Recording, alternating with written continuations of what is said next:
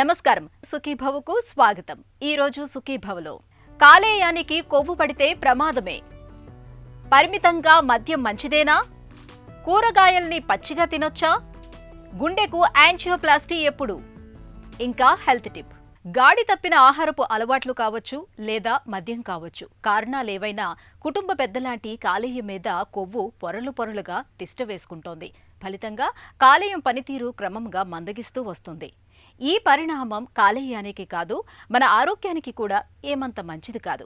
కాలేయం మీద కొవ్వు పేరుకుపోవటం వల్ల తలెత్తే సమస్యలు ఎలా ఉంటాయో, ఈ సమస్యకు ఎలాంటి చికిత్స తీసుకోవాలో ఇప్పుడు తెలుసుకుందాం.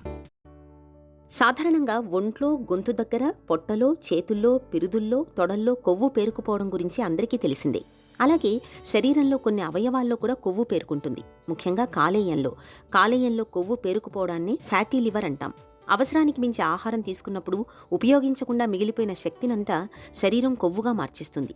అలాగే కాలేయం కూడా మెటబలైజ్ కాని కొవ్వునంతా కాలేయం కొవ్వు రూపంలో నిల్వ చేస్తుంది. ఇలా ఎక్కువ కాలం కొనసాగితే కాలేయంలోని కణాలు కొవ్వు కణాలతో భర్తీ అయిపోతూ ఉంటాయి.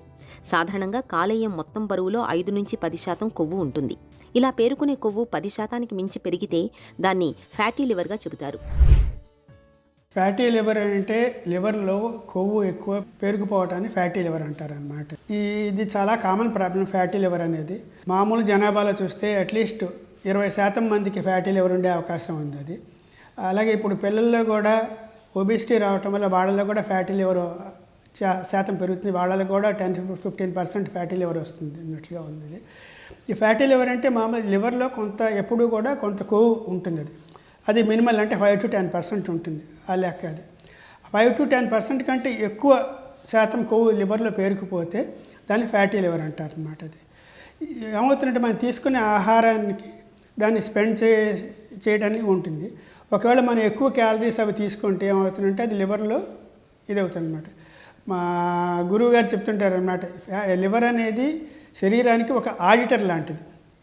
ఆడిటర్ అంటే మనం తీసుకునేది ఇన్పుట్, తీసుకునే క్యాలరీస్ ఖర్చు పెట్టే సమానంగా ఉంటే లివర్ బాగానే ఉంటుంది. అది అలా కాకుండా మనం తీసుకునేది ఎక్కువైతే దాన్ని ఖర్చు పెట్టకపోతే అదంతా కూడా లివర్ లోపల స్టోర్ చేసుకొని తర్వాత మనకి లెక్కలు చెప్తూ ఉంటుంది అనమాట. మీ లివర్ ఎలా అయిపోయింది, అది అయిపోయింది లెక్క చెప్తుంటుంది.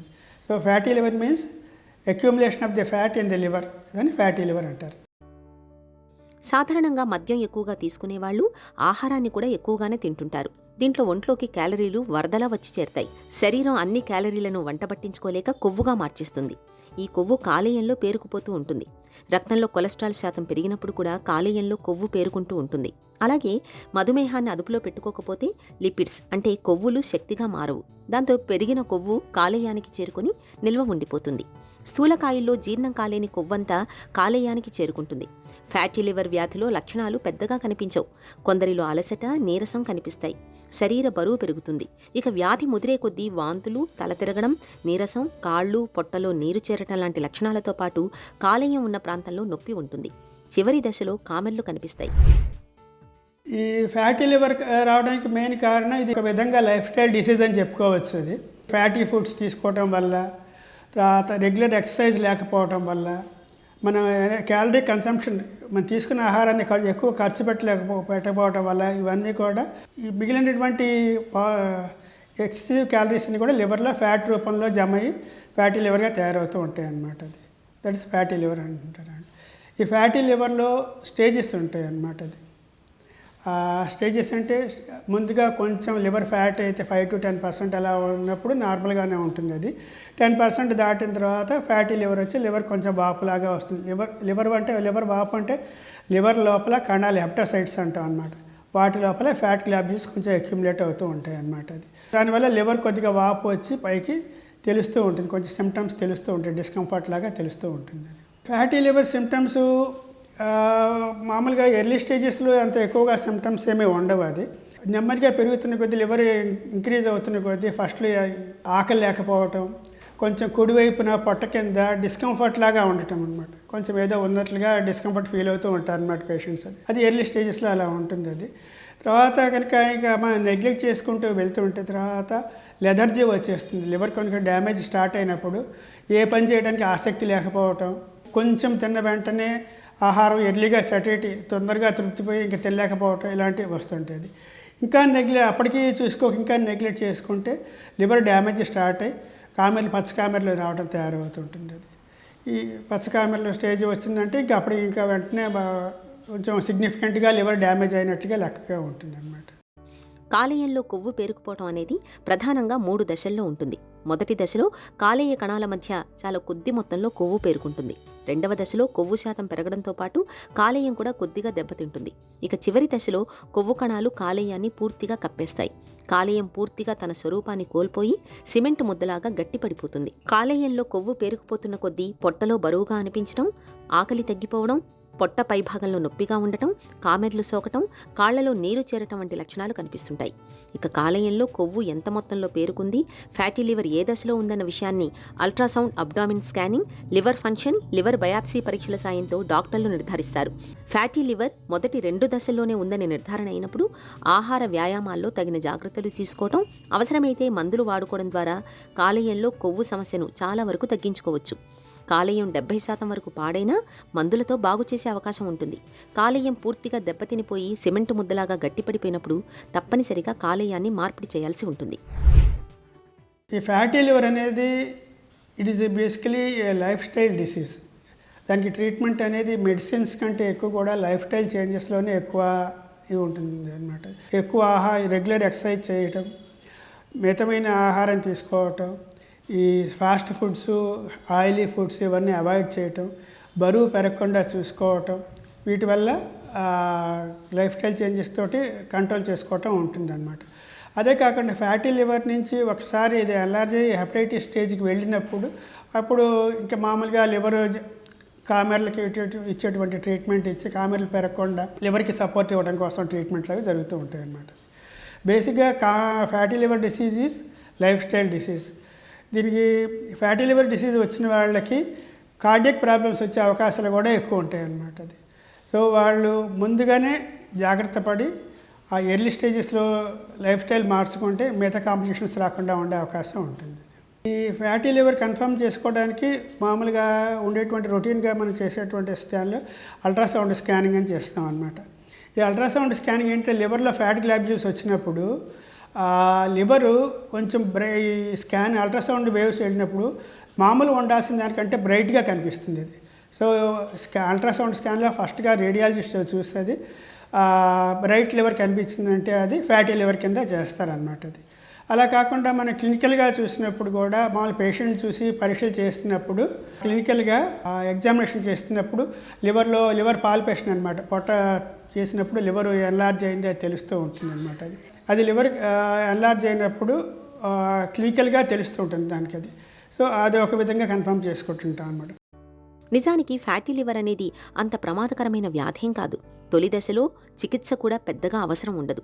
ఆహారపు అలవాట్లు, జీవనశైలి మార్చుకొని అధిక బరువును తగ్గించుకుంటూ వ్యాయామాలు చేస్తూ ఉంటే కాలేయం సాధారణ స్థితికి వస్తుంది. స్టిరాయిడ్ల కారణంగా ఫ్యాటీ లివర్ ఏర్పడితే వాటిని అదుపు చేయాలి. మధుమేహులు షుగర్ను అదుపులో ఉంచుకోవాలి. ఇక రోజువారీ ఆహారంలో కొవ్వులు, చక్కెర పదార్థాలని తగ్గించడం, ప్రతినిత్యం శరీరానికి చాలినంత శ్రమను కల్పించడం, మద్యపానం వంటి చెడు వ్యసనాలకు దూరంగా ఉండటం, ఈ ప్రాథమిక ఆరోగ్య సూత్రాలను క్రమబద్ధంగా పాటిస్తుంటే కాలేయంలో కొవ్వు పేరుకుపోవడం అనే సమస్య ఉండదు. రోజుకో పెగ్గు తాగితే ఆరోగ్యం బేషుగ్గా ఉంటుందని, మితంగా మద్యం పుచ్చుకోవటం అనేది గుండెకు చాలా మంచిదనే నమ్మకం మనలో చాలా మందిలో ఉంది. ఈ నమ్మకంతోటే మద్యాన్ని మితంగా తాగటానికి చాలా మంది మొగ్గు చూపుతూ ఉంటారు. నిజానికి మొదట్లో మితంగానే పుచ్చుకుంటున్నా కాలం గడిచే కొద్దీ మోతాదులు పెరిగిపోతూ చివరికి అది వీడలేని వ్యసనంగా మారుతూ ఉంటుంది. అసలు పరిమితంగా మద్యం పుచ్చుకుంటే గుండెకు మంచిదనే నమ్మకంలో నిజమెంత? ఆసక్తికరమైన ఈ విషయం గురించి డాక్టర్ని అడిగి ఇప్పుడు తెలుసుకుందాం. ఆల్కహాల్ బాగా తక్కువ మోతాదులో తీసుకున్నప్పుడు ఏంటంటే మనకి బాడీలో కొలెస్ట్రాల్ లెవెల్స్ తగ్గటం, అంటే చెడు కొలెస్ట్రాల్ లెవెల్ తగ్గటం, మంచి కొలెస్ట్రాల్ లెవెల్ ఇంప్రూవ్ అవటం, బ్లడ్ ప్రెషర్ అనేది కొంచెం తగ్గటం, ఇటువంటివి జరగచ్చు అనమాట. అదే ఆల్కహాల్ ఒక లెవెల్ దాటి ఎక్కువ తీసుకుంటే మనకు ఎగ్జాక్ట్గా ఆపోజిట్ ఎఫెక్ట్ రావచ్చు. అంటే చెడు కొలెస్ట్రాల్ పెరిగిపోవటం, మంచి కొలెస్ట్రాల్ తగ్గిపోవటం, అండ్ అదేవిధంగా మనకి వెయిట్ పెరిగిపోవటం, షుగర్ లెవెల్స్ పెరిగిపోవటం, బీపీ లెవెల్ పెరిగిపోవటం, ఇటువంటివి జరిగే అవకాశం ఉంటుంది. ఉదాహరణకి విస్కీ లాంటివి తీసుకుంటే ఆల్కహాల్ కంటెంట్ దాదాపు 40% ఉంటుంది. అదే వైన్ లాంటివి తీసుకుంటే ఆల్కహాల్ కంటెంట్ 14 నుండి 16% మధ్యలో ఉండొచ్చు. బియర్ లాంటివి తీసుకుంటే వాటిలో ఆల్కహాల్ కంటెంట్ ఇంకా తక్కువ ఉంటుంది, అరౌండ్ 7 to 8% రేంజ్లో ఉండొచ్చు అనమాట. సో వీటిని బట్టి మనకి ఆల్కహాల్ ఎంతవరకు మంచిదనేది చూస్తే జనరల్లీ వీటిని మన విస్కీ లాంటివి తీసుకుంటే ఆడవారిలో అయితే 45 ml వరకు, మగవారిలో అయితే 90 ml వరకు ఒక 24 గంటల్లో. ఆ లోపు తీసుకుంటే మనకి శరీరానికి ఎక్కువ నష్టం జరగకపోవచ్చు, కానీ ఆ లెవెల్ దాటి తీసుకుంటే మాత్రం మనకి బాడీకి నష్టం జరిగే అవకాశం ఉంటుందన్నమాట. ఆల్కహాల్ తీసుకునేవారు ఎవరు కూడా మందులాగా ఒక లెవెల్ వరకు తీసుకోవటం అనేది జరగదు. ఒక 100 మంది ఆల్కహాల్ తీసుకునేవారు చూస్తే అందులో 100కి 90 మందికి పైగా ఏదో ఒక సమయంలో అవసరమైన దానికంటే మోతాదుని మించి ఎక్కువ తీసుకోవడం అనేది జరుగుద్దని అనేక స్టడీస్లో ఉన్నాయి. సో ఎందుకంటే మన లైఫ్లో ఒక్కోసారి కష్టాలు ఉంటాయి, సుఖాలు ఉంటాయి, హ్యాపీ మూమెంట్స్ ఉంటాయి, సాడ్ మూమెంట్స్ ఉంటాయి. సో అన్నిటికీ ఒకసారి ఆల్కహాల్కి అలవాటు పడిపోతే ఈ మూమెంట్స్ వచ్చినప్పుడల్లా మన అవసరమైన దానికంటే ఎక్కువ తీసేసుకోవడం అనేది చాలామందిలో జరిగిపోద్ది. అందుకని జనరల్ రికమెండేషన్స్ ఏంటంటే ఆల్కహాల్ అలవాటు లేని వారిలో ఎట్టి పరిస్థితుల్లోనూ ఆల్కహాల్ అనేది మొదలు పెట్టవద్దు. కూరగాయల్ని ఉడికించకుండా పచ్చిగా తింటే ఆరోగ్యానికి మంచిదనే వాదన మన దగ్గర వినిపిస్తోంది. ముఖ్యంగా యోగా, ప్రకృతి వైద్య నిపుణులు రా food is the best medicine అని చెబుతూ ఉంటారు. బరువును వదిలించుకోవటానికి, బీపీని అదుపులో ఉంచుకోవటానికి, షుగర్ జబ్బుని నియంత్రణలో పెట్టడానికి పరగడుపున కాసిన్ని పచ్చి కూరగాయల్ని తినటాన్ని అలవాటు చేసుకుంటే మంచిదని చెబుతూ ఉంటారు. అసలు ఈ వాదనలో నిజమెంత? కూరగాయల్ని ఉడికించకుండా పచ్చిగా తినటం మన ఆరోగ్యానికి మంచిదేనా? ఆసక్తికరమైన ఈ విషయం గురించిన పూర్తి వివరాల్ని ఇప్పుడు తెలుసుకుందాం. కూరగాయలు అనేది రెగ్యులర్ అంటే రోజువారీలో ఇంక్లూడ్ చేసుకుంటే కనుక చాలా హెల్త్ బెనిఫిట్స్ ఉంటాయి.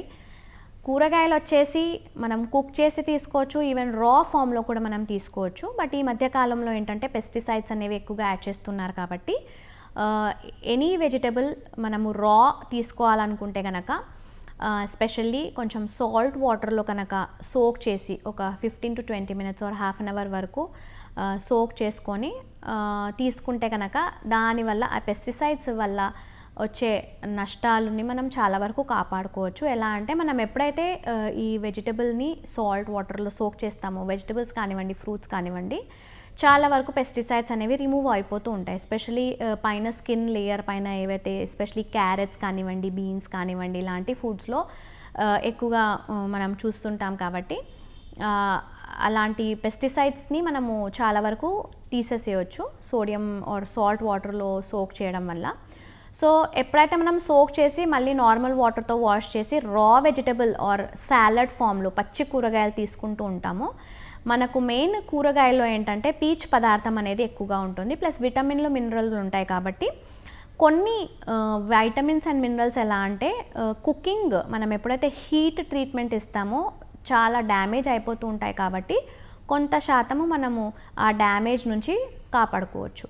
సో ఎప్పుడైతే మనం రా వెజిటబుల్స్ తీసుకుంటామో లైక్ ఓవరాల్గా రోజు మొత్తంలో 200 to maximum 400 grams వరకు మనము వెజిటబుల్స్ అనేది ఇంక్లూడ్ చేసుకోవచ్చు. ఇట్ కెన్ బి రా ఫామ్ ఆర్ కుక్డ్ కర్రీ ఫామ్లో కూడా తీసుకోవచ్చు, పప్పులో కూడా వేసుకోవచ్చు. ఏదన్నా preparation like breakfast preparation like అట్లు కానివ్వండి, గ్రేటెడ్ వెజిటబుల్స్ వేసుకోవచ్చు. సో ఎనీ ఫామ్, రా ఫామ్, కుక్డ్ ఫామ్, మనం ఎలాంటి ఫామ్లో కూడా ఈ కూరగాయలని రోజువారీలో ఇంక్లూడ్ చేయాలి. గుండెకు రక్తాన్ని మోసుకెళ్లే రక్తనాళాల్లో ఎక్కడైనా చిన్న కొవ్వుగడ్డ అడ్డం పడితే మొత్తంగా మన ప్రాణమే ప్రమాదంలో పడుతుంది. ఇలాంటి పూడికల్ని తొలగించడానికి ఒకప్పుడు మందులు, సర్జరీ తప్ప మరో పరిష్కారం ఉండేది కాదు. అయితే స్టెంట్లు అందుబాటులోకి వచ్చాక ఇప్పుడు రక్తనాళాల్లో పూడికలు తొలగించడం చాలా తేలికైపోయింది. రక్తనాళాల్లో పూడికల్ని తొలగించే యాంజియోప్లాస్టీ మరియు స్టెంట్ల వాడకం గురించి డాక్టర్ని అడిగి ఇప్పుడు తెలుసుకుందాం. రక్తనాళాల్లో పూడికల్ని తొలగించడానికి యాంజియోప్లాస్టీకి బదులుగా చాలా మార్గాలు ఉన్నాయనే నమ్మకం సరైందేనా? గుండెకి రక్తనాళాల్లో బ్లాక్స్కి ట్రీట్మెంట్ 3 విధాలుగా ఉంటుందండి. ఒకటి స్టెంట్స్ ద్వారా అంటే యాంజియోప్లాస్టీ, రెండోది బైపాస్ సర్జరీ, మూడోది మెడిసిన్స్, మందులు. ఇవి కాకుండా పలు రకాల ట్రీట్మెంట్స్ ఉన్నాయని మనకి మార్కెట్లో ప్రచారం జరుగుతుంది. ఫర్ ఎగ్జాంపుల్ ఈఈసిపి అని, enhanced external counter pulsation therapy అని కానీ, లేదంటే రక్తం గడ్డలు కరిగించే ఇంజెక్షన్స్ కంటిన్యూస్గా ఇవ్వడం కానీ ఇలాంటి ప్రచారాలు జరుగుతూ ఉంటాయి. మనకి ర్యాండమైజ్డ్ కంట్రోల్ ట్రయల్స్ చాలామంది పేషెంట్స్ మీద ట్రయల్స్ అన్నీ జరిపి ప్రూవ్ అయిన ట్రీట్మెంట్స్ మాత్రం 3 అండి. ఒకటి స్టెంట్స్, రెండోది బైపాస్ సర్జరీ, మూడోది మందులు. రక్తనాళాల్లో మల్టిపుల్ బ్లాక్స్ని యాంజియోప్లాస్టీతో తొలగించవచ్చా? రక్తనాళాల్లో ఒకవేళ మల్టిపుల్ బ్లాక్స్, ఎక్కువ బ్లాక్స్ ఉన్నాయనుకోండి, అవి స్టెంట్స్ ద్వారా క్లియర్ చేసుకోవచ్చు. అంటే స్టెంట్స్ అంటే 2 వరకే వేయాలి, 3 వరకే వేయాలి అనే రూల్ అయితే ఏమీ లేదండి.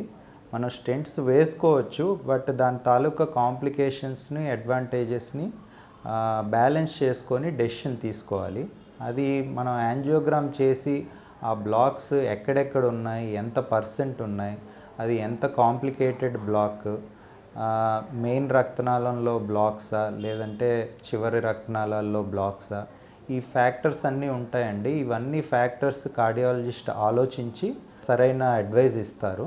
సో మల్టిపుల్ బ్లాక్స్ ఉన్నా సరే స్టెంట్స్ ద్వారా మనం ట్రీట్మెంట్ చేసుకోవచ్చు. కేవలం స్టెంట్లు వేసేందుకే యాంజియోప్లాస్టీని చేస్తారా? ఎక్కువ 99% ఈ యాంజియోప్లాస్టీ అనేది స్టెంట్స్ వేయడానికే యూస్ చేస్తారు. బట్ అది కాకుండా ఈ మధ్యన బెలూన్స్ ద్వారా యాంజియోప్లాస్టీస్ కూడా చేస్తున్నారు.